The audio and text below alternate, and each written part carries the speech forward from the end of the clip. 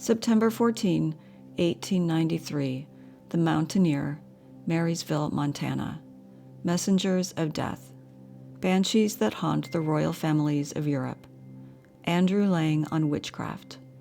The White Lady of the Hohenzollerns, the Red Man of the Tuileries, and the Black Cossack of the Romanoffs, the Irish Banshee. There are few more tedious and disgusting topics than the old belief in witchcraft, if you suppose that the belief was all an insane delusion. There are few more curious and interesting topics if you admit provisionally that hypnotism is really a force in nature, writes Andrew Lang in the London Illustrated News. From the end of the 16th to the end of the 17th century, the controversy about witchcraft was waged with all the learning and by the argumentative methods of the period. The men who wholly disbelieved in witchcraft, who set it all down to melancholy hypochondria, folklore, imposture, and ignorance, did the world immense service. They dispelled a cloud of horrible cruelty. They deprived our fearful, anxious race of two terrors: the terror of being bewitched, the terror of being burned for witchcraft. Yet looking at the question calmly, we may now doubt whether the whole truth was on the side of victorious skepticism.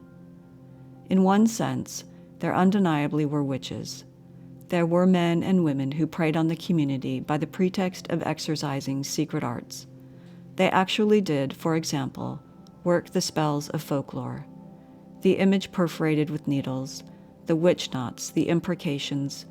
Futile as those ancient mummeries essentially are, they wrought on the imagination, producing diseases, deaths, and madness, as they still do among peasants and savages. These witches deserved punishment as mischievous cheats. Again, if we grant that there is anything at all in hypnotic suggestion, then witchcraft existed, though the victims were generally auto-hypnotized, were thrown into trances, convulsions, visions, not by the witch, but by what their superstitions suggested to their hysterical temperaments. The records of witch trials everywhere leave no doubt on this head. In the presence of the accused, the patient suffered hysterical torments. Each of the poor old women's changes of posture, for example, was parodied by the patients with a convulsive attitude of self-torture. Her hands laid on their heads had power to soothe them. She could take off the spell which their own suggestion had laid on them. Indeed, this was used as evidence against the witch. Here we have a phenomena now quite familiar to hypnotic science. Once more, the patient became clairvoyant as to the actions of the so-called witch when at a distance, and though all this point of clairvoyance is matter of dispute, the old marvels tally with what is reported of the new. These points were brought to Sir Walter Scott's notice when he was writing his Letters on Demonology and Witchcraft, but he treated what in his time was called magnetism with entire contempt, remarking that every age had the form of nonsense which suited its appetite. It is by no means impossible that he was wrong. When we read the learned old ghost hunters, Moore, Glanville, F.R.S., and all their large following, we seem to see that they had some facts in their favor, facts which they completely misunderstood. The old controversy all turned on the devil. Scott and Webster were defending poor old women, falsely accused of diabolical dealings. Disbelieving in these, they set aside all abnormal phenomena, or nearly all, as impostures and illusions. Moore and Glanville, advocates for a devil, credulously accepted much bad evidence and brought forward some better evidence, not in favor of the existence of the power of suggestion and the existence of abnormal phenomena, but in favor of a personal devil and of witch-burning. Royal Banshees. Again, it is alleged that the White Lady of the Hohenzollerns has appeared in the royal palace at Berlin, and public curiosity concerning the dread spectre is revived. The White Lady is what in Ireland would be called a banshee, that is, a spirit which appears at seasons when one of the family is about to die, and by singing or shrieking, or simply by becoming visible, gives notice of the approaching dissolution. The banshee is supposed to be peculiar to Ireland, but in reality, nearly every country has its banshees, and in every nation they are supposed to fulfill about the same office. The familiar spirit, which in Ireland was formerly regarded as an indispensable attendant of the good old families, was known by many names. Sometimes she was the woman of peace, sometimes the lady of death, and at others she was called the angel of death, the white lady of sorrow, the nymph of the air, and the spirit of the air. In all cases, however, her office was the same, that of bringing to the family to which she attached herself the news of an approaching death. The folklore of the Teutonic people is in some respects more vividly imaginative than that of any other race, and it is to this branch of literature that the origin of the White Lady must be sought, says a writer in the St. Louis Globe Democrat. In the old German mythology, there was a goddess, Freya Bertha Holda, who was popularly represented as the mother of life and death. She was represented as a woman of glorious beauty, with clear-cut, regular features, a wealth of golden hair which flowed down her shoulders to the ground as she moved along, and with robes of dazzling whiteness. Gradually, the mystical origin of the phantom was lost in the popular mind, and then various other stories were coined to account for her appearance and interest in the reigning family of Germany. One of these narratives makes her the ghost of Agnes, the Countess of Orlamunde, who in the 9th or 10th century, becoming enamored of a neighboring nobleman and finding her children in the way of a successful elopement with him, quietly removed the obstacle by murdering them all. In punishment for this crime, the story says, her ghost was condemned to roam the earth forever and to be a messenger of death to the family with which she was connected until the last surviving member was dead. The many virtues of this excellent lady gave her a wide renown, and after her death popular tradition attributed frequent appearances in the vicinity of her favorite places of abode. When the fame of the Rosenbergs waned before the growing splendor of the nearly allied Hohenzollerns, the latter appropriated the specter as their own private property, and let it be understood that the appearances were for the exclusive benefit of members of the reigning family of Prussia.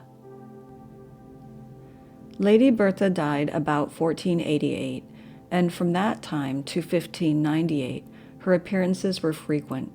She again appeared in 1619 and in 1628. In 1678 there was a tolerably well authenticated appearance of the spectre in the palace of Bayreuth, about the time of the death of Margrave Erdmann Philip. She appeared one night to King Frederick William, the father of Frederick the Great. The king covered his face and spoke no more that night. The next day he sent for a coffin, made his wife lie in it to see that it was comfortable in every way, and died that afternoon. Frederick the Great. The son of Frederick William, Frederick the Great, though a hardened disbeliever in supernatural phenomena, was, strange to say, mortally afraid of ghosts, and for many years was in dread of seeing the White Lady. It is recorded of him that just before the Battle of Dautzen, he saw something which gave him a great fright, and he made up his mind that he was to be killed on the following day. In this he was mistaken, and though for many years he expected the phantom, it did not come. Old age came, but not his supernatural visitor. One day, however, he was standing at his music desk with his flute, trying a melody which had been written especially for him, when he heard the door open. He did not turn, but an instant later his attention was attracted by a sound such as would be made by trailing a heavy dress across the floor. He looked, and the White Lady was passing through the room. She looked neither to the right nor to the left, but moved straight on, and ere she reached the door it seemed to open automatically before her. For a moment the king was rendered incapable of action, and the phantom had passed out of sight before he could collect his thoughts. Then, hastily advancing, he pursued the spectre. From room to room it went, the doors opening as it advanced and closing in the king's face, until the courtyard was gained. There the king stopped, still being considerably in the rear, and not wishing to attract the attention of the sentinels on the walls surrounding the yard.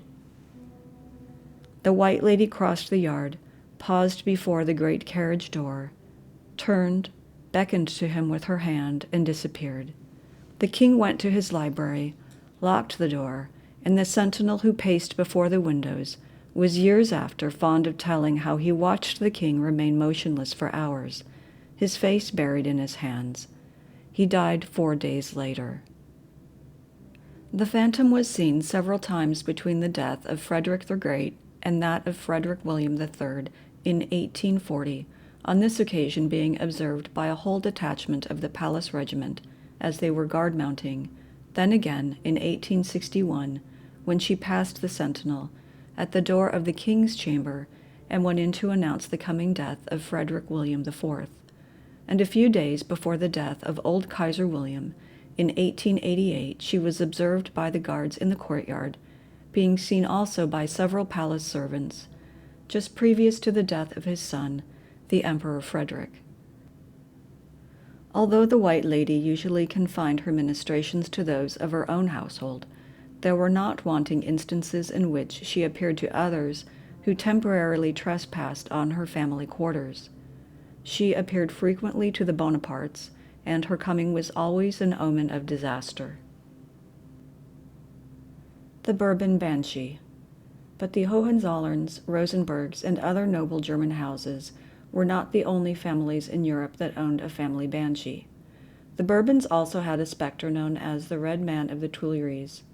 The early history of the Bourbon ghost is wrapped in such a mystery that it is impossible to find out who he was, if indeed he ever had an earthly existence, prior to beginning his career as a ghost. It is said by some that he was a nobleman who was privately assassinated by one of the Bourbon princes long before the family became royal.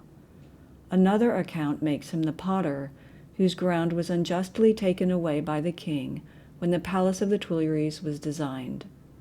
The early stories of the Red Man are by no means well authenticated, his first appearance of which definite record is made being on the 2nd of August, 1793. It was in the midst of the Reign of Terror. The ill-fated Marie Antoinette and her friends were seated in one of the halls of the Tuileries when they became cognizant of the presence of a small man clothed in red from head to foot, who looked at them with such a menacing aspect that they were frightened nearly to death and rushed from the room. The story is told in half a dozen memoirs of those cruel times, and in about the same words by each writer. The appearance on this occasion was followed by the terrible massacres in Paris, by the execution of the king and queen, and most of the nobility. The Black Cossack. The next time the spectre was seen was just before the Moscow campaign of Napoleon, when it appeared in one of the halls which had just been vacated by the emperor and his suite. It was again seen in 1814, and again just before Waterloo. The last appearance of the Red Man was in 1871, during the Civil War in Paris, which followed the surrender of the city to the German army. Some attendants of the palace were passing through one of the halls when they beheld the spectre standing by a window with an air of profound dejection. Attempting to investigate, they were prevented from doing so by the eruption of the communists and the firing of the palace. The Romanoff Ghost. The house of Romanoff is also provided with a familiar spirit which appears from time to time to forebode disaster. It assumes the figure of a Cossack soldier of gigantic size, dressed in a black uniform. Popular tradition makes it the ghost of one of the soldiers murdered by Peter the Great, and declares that its appearance always indicates death in the imperial family or disaster to the Russian arms. The appearances of the Black Cossack have been numerous. He came to warn Peter the Great of his approaching end, and also appeared to his erratic but talented spouse shortly before her own death. Ivan VI was visited by him in prison just before the arrival of the murderers sent to kill him, and to Catherine the Great he came a few days before her death, this appearance being in a room full of attendants and guards. It is said that he was seen about the palace in St. Petersburg just before the Crimean War, and again both in St. Petersburg and in Moscow, shortly before the Tsar Nicholas, heartbroken by the failure of his elaborate military system, breathed his last. The latest recorded appearance of this phantom was in the Winter Palace on the night of March 12, 1881, when he passed the guards at the gate, walked inside, moved toward the Tsar's rooms, and disappeared. The next day, the Tsar was killed by the nihilist bomb in the public street. The House of Habsburg, too, has a specter whose last appearance was just before the suicide or murder of the late Crown Prince Rudolph.